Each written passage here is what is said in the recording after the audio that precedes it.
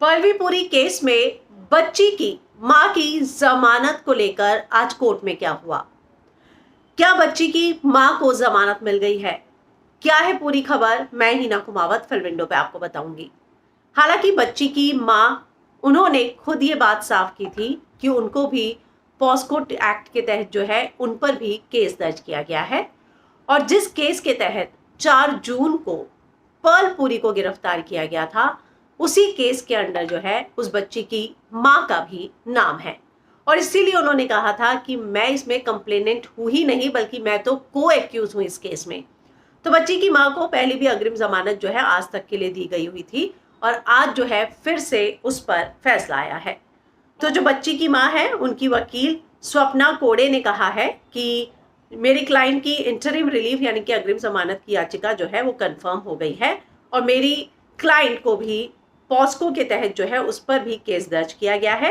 लेकिन मेरी client cooperate कर रही है इन्वेस्टिगेशन से, और जो उनको कहना था, जो बयान देना था, वो भी वो दे चुकी हैं।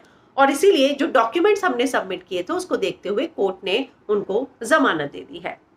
वहीं 4 जून को पर्ल को अरेस्ट किया गया था, और जब वो जमानत पर बाहर आए उसके बाद उन्होंने कुछ समय पहले एक पोस्ट डाला था जिसमें उन्होंने कहा था सत्यमेव जयते, और उन्होंने बताया था कि ओवरनाइट मेरे साथ ऐसा हुआ कि मुझे ऐसा लगने लगा कि मैं क्रिमिनल हूं, लेकिन कुछ लोग मेरे साथ खड़े रहे, मुझे सपोर्ट किया, उन सभी का शुक्रिया।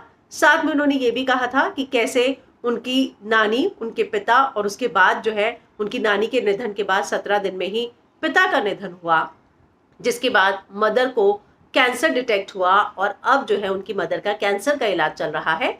तो उन्होंने बताया कि पिछले कुछ दिन जो है मेरे लिए बुरे सपने की तरह थे, लेकिन मुझे विश्वास है कि सच बाहर जरूर आएगा। तो फिलहाल उसी केस में जो है वो बच्ची, जिसपे मॉलेस्टेशन का आरोप लगा था कि पर्ल ने उनके साथ मॉलेस्टेशन किया है, उसी केस में बच्ची की मां को भी आरोपी बनाया गया था। तो उनको जो है फिलहाल जमानत, अग्रिम जमानत जो है मिल चुकी है।